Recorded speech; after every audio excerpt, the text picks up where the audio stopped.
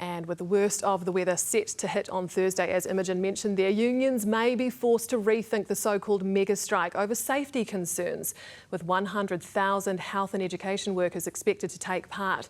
The Education Minister today described the looming industrial action as politically motivated. But the opposition says the government needs to better prioritise its spending to meet their demands. Here's political correspondent Zane Small. The only sound to be heard on Parliament's forecourt today was the howling wind. But come Thursday, it's set to be brimming with chanting from protesters, demanding better pay and conditions from the government. This Thursday, there is going to be a mega strike on the forecourt of Parliament by doctors, nurses, teachers. Budgets are always about choices. I think the strikes are politically motivated. We have gone to bargaining in good faith. We've put good offers on the table. They've not been presented to members. And in fact, when I see commentary on Facebook, a lot of the members don't even know what the current offer was. ACC union members are the latest workforce to have overwhelmingly voted to strike this Thursday, joining what's estimated to be more than 100,000 other workers, including nurses and teachers. The opposition need to realise, as the unions do, as the unions should do, there is no magic money tree in this economy. To build up the government's coffers to meet growing demands on public finances, Labor has proposed a new investment fund.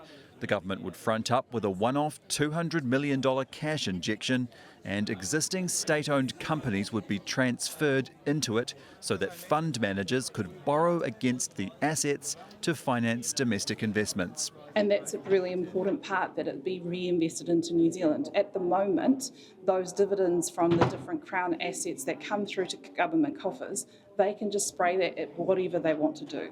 Whereas the assets that are seeded into the fund, they will have a clear purpose to be reinvested in New Zealand for the public good. Which companies are in it? Which government assets are in it? Labor couldn't say. This is, of course, our first policy. There's plenty more to come. One of those policies was announced today by Labor's health spokesperson Aisha Verrill in an opinion piece for New Zealand Doctor magazine, though it caught her leader off guard. So I was expecting that health announcement to be tomorrow, but that was my timing that I had in the back of my mind that was incorrect.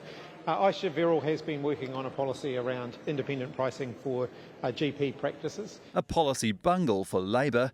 Chris Hipkins attempting to keep the attention on his proposed wealth fund and forcing the government to talk about asset sales. Unlike the current government, where they're talking about selling things off and then basically spending the money, leaving no legacy. The Prime Minister was asked to rule it out. He didn't quite get there. Oh, it's just not something we're considering. We're not considering that.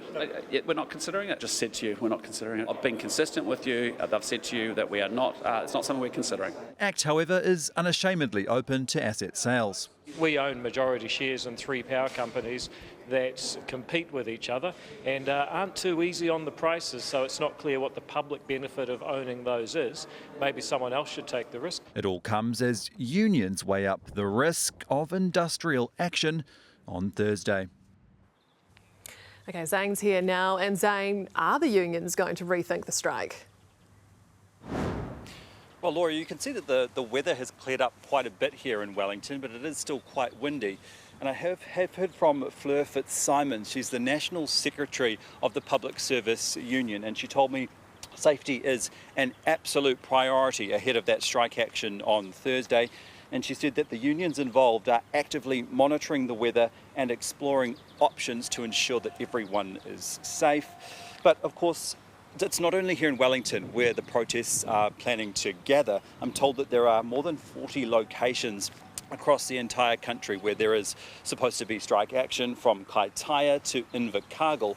And if it goes ahead, it is expected to be one of the most disruptive strikes in decades.